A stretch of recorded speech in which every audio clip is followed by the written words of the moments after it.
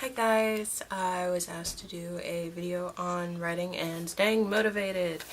Um, I would definitely like to start out with saying I'm not a professional author. I don't make money off it right now. I am a struggling author at the moment, and I am slowly inching up the ladder to becoming a published author. I do blogs and videos like this one. I was asked how I stay motivated with writing and so on, and I will tell you, I don't.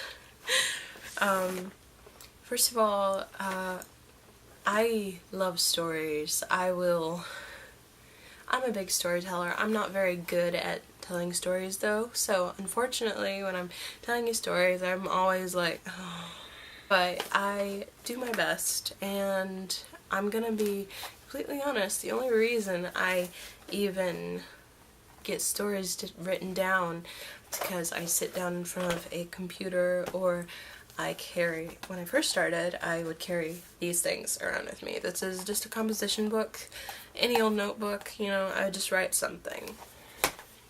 And now it's a little more glamorous because I carry a journal everywhere, but it's for my thoughts. It's not for any books. It's just something where I wanted to get started doing long ago, and I used to do that. I would sit in front of a computer for hours and just write, and it's a frame of mind. You can't look at it as a punishment or something you have to do.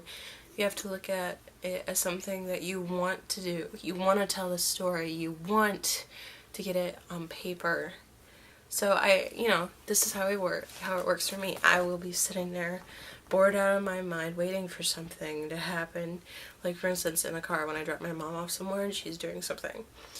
I will be sitting there and I'll just, in my head, I'll start rolling over the story, and I will just think the story, and I'll just start telling myself the story in my head. I don't know if this is normal or not.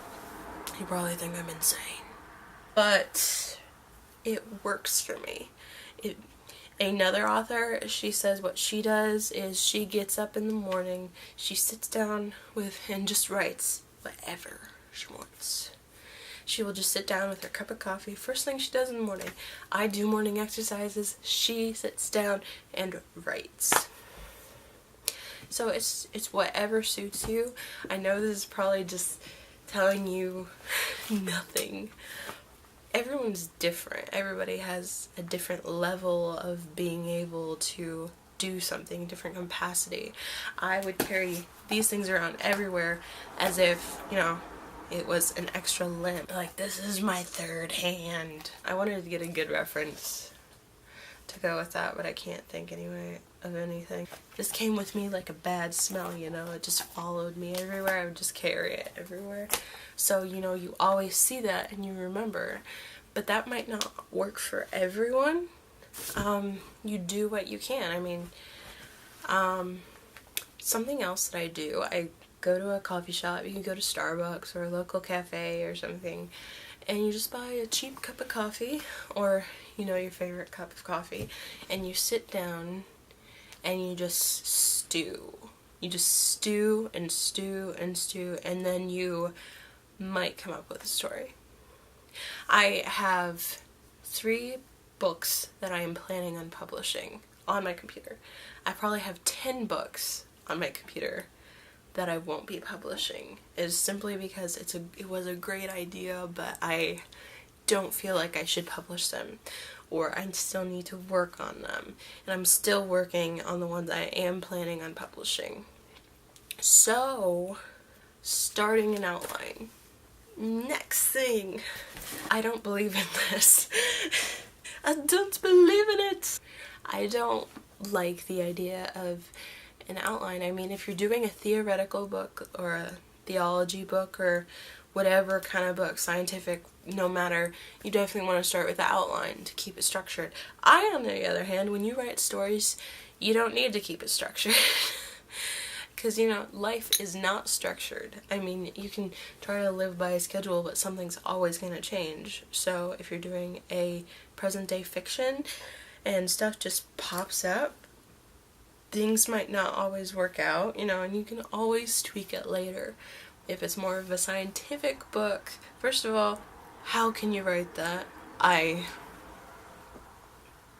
salute you for that, because I could never do that. Writing is something that is like a dying art, and yet everybody's doing it. I mean, look on YouTube, you keep finding all these YouTubers actually writing books and stuff. It's so cool, and I'm so inspired by them. If you even listen to any YouTuber that is talking about writing a book, for instance, Emma Blackery, she says, I should write a book, and then she never does. That's okay. It's okay. Not everybody's gonna write a book. Sometimes that's why you get collaboration stuff. You can tell an actual writer your story and they can write it down, and it can be a collaboration book. But then you have to find someone to help you with your collaboration book. I, at the moment, am not that successful of a YouTuber. I'm not that successful of a author. But I've written more books than some authors have ever written, actually, at the moment, which frightens me. When I was about 10 or 12, in between those ages, I decided I would write a book. So with my family's laptop, I started writing a book about a young girl, and she was everything I wished I was. Everything. And then, you know, the family laptop died, and there went the entire book. And I said, oh, well, too bad.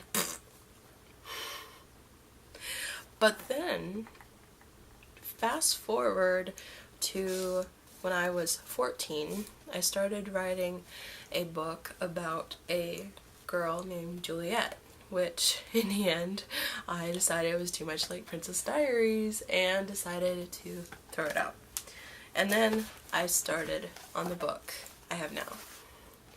It's about a girl named Isabella, and because I didn't really want it to be like Twilight, I decided to nickname her Izzy. So that's what that's about. And it's about how she goes through life, and stories, life experiences, just interesting things, memoirs. Coming up with characters. That's an interesting one. When you come up with a character, you don't want to base it off of someone, because that might really hurt them. What I do is I need to stop playing with that. What I do is I observe people. I'm a people watcher. I know that sounds weird. You look like you're stalking people when you're just really staring at them. You know, just looking. You're just watching them. Because I know my perspective, but I don't know theirs.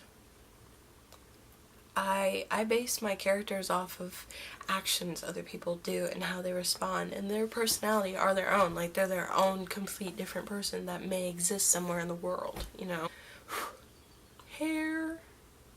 And that's how I come up with my characters. My character, the first one I ever wrote about when I was like 10 or 12, I was writing about me. How I was. How my friends were. I was writing about what I knew, and I was doing it as a I was doing it in the third person, so it was working out rather well. When I did my next character, I was basing her off of Mia Thermopolis, which is actually Mia Ronaldo instead of Rinaldi.